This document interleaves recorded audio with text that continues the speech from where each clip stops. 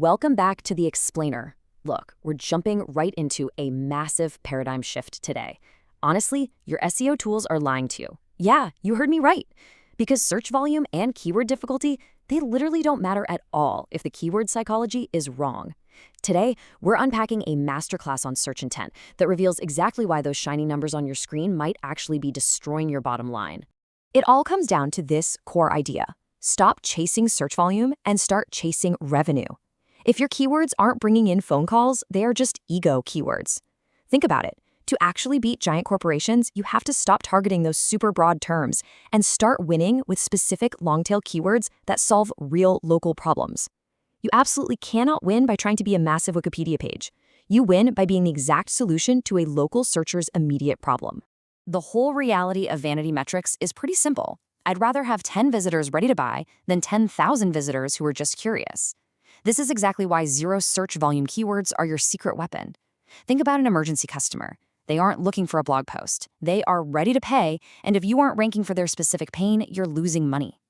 10 conversions from zero search volume keywords will pay your rent, while 10,000 bouncers from a viral blog post will just burn through your server bandwidth. Okay, so let's dive into this. What exactly is search intent or keyword psychology? Basically, it's the underlying objective behind a user's search query. It dictates exactly what type of content Google is going to serve them. Let's use an analogy from our source material. If a customer walks into an electronics shop and asks, "What features does this mouse have?" They just want information, right? But if they say, "Give me a budget mouse under $25, well, they've got their wallet out. Or imagine you're planning a wedding. The stress is building, you and your partner are arguing over floral arrangements, and you decide to search for a professional to just take the whole thing over. That underlying stress, that desperate need for relief, that is the intent Google is trying to solve. Every single query out there has a psychological driver behind it. To really master this, we're going to break down the 4 stages of intent: informational intent, commercial intent, transactional intent, and navigational intent. And finally, we'll cover mapping intent to content.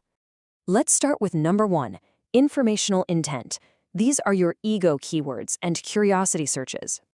In this stage, users are basically just asking what or how. They're seeking education, an explanation, or maybe a guide. They absolutely do not want a sales pitch yet. Notice these kinds of queries from our source.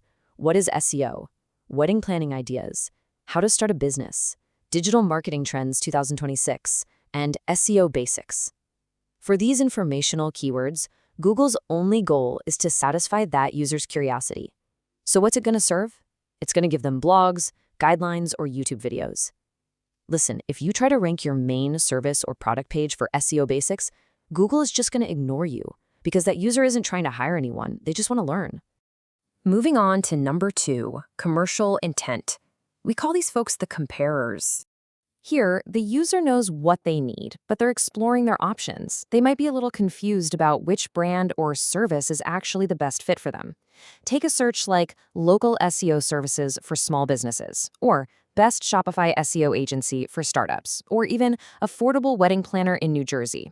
Notice words like best or affordable. The searcher is comparing A versus B. They want proof.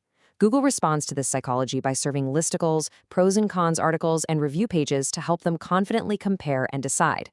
They aren't quite ready to buy blindly just yet. They need you to make the case for why your brand is superior to the other 5 in their town. Next up, number 3, transactional intent. These searchers are ready to pay. Now, this is the absolute most crucial intent for service-based and local businesses, because this is where the actual revenue and conversions live. This is what keeps the lights on, guys. Pay close attention to the action words in these examples. Hire an SEO expert in NYC, emergency locksmith wear me, emergency plumbing repair 24/7, full-service wedding planning packages California, hire specialized e-commerce SEO agency, or hire freelance content writer in Austin. See the pattern? These searchers want to take immediate action. Their intent is purely transactional. You absolutely must present them with your money pages, the pages featuring your pricing, your specific offers, and highly visible contact options. I mean, if someone has a burst pipe flooding their basement at 3 a.m., they definitely don't want to read a blog post on the history of indoor plumbing. They want a phone number right now. All right, number 4, navigational intent. This is all about brand loyalty. This is a very specific, highly targeted stage where users already know exactly what brand they want to interact with. If someone is typing Amazon or a specific local brand, like Moments Like This Wedding, directly into the search bar, their direction is completely fixed. You cannot realistically convert these users if they're specifically searching for your competitor. Google knows they want that specific website. So to capture this type of traffic for yourself, you have to build your own brand presence both offline and online. Through PR, word of mouth, and off-page marketing, you get people actively searching for you by name.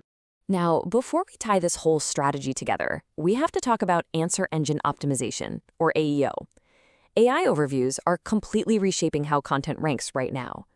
As our source points out, Google's AI now frequently summarizes listicles, pricing comparisons, and guidelines right at the top of the search results, way before you even see those traditional blue links. So optimizing your content for these AI engines, like structuring your data super cleanly and answering questions directly, is absolutely a critical new step if you want to feature prominently. It's a real game changer. And that brings us to number 5, mapping intent to content, also known as the 80% rule of SEO. Here's the deal. Matching the user's intent to the correct page type is literally 70 to 80% of all SEO success. If you get this wrong, nothing else matters. Let's connect the dots here. Informational intent means the user wants education, so you give them a blog or article. Commercial intent means they want comparison, so you give them listicles or pros and cons. Transactional means they want service in action, so you deliver your money or service page. And navigational means they want a specific brand, so point them straight to your homepage. Think about it. If you serve an informational blog to a transactional emergency query, they're going to bounce immediately, and you lose money. You absolutely have to map the psychology of the searcher perfectly to the structure of your page. So, as we wrap up this explainer, I'm going to leave you with a homework question straight from our source material to challenge you. If a user in the Rumford area searches commercial window cleaner, what page type are you building? Are you writing a blog about the history of squeegees? Or are you building a targeted service page ready to capture a hot lead? Really think about the psychology behind the search. If you apply this to your own business, you can outsmart those massive corporations with their broad vanity metrics and start capturing actual revenue. Let that sink in, and I'll catch you in the next one.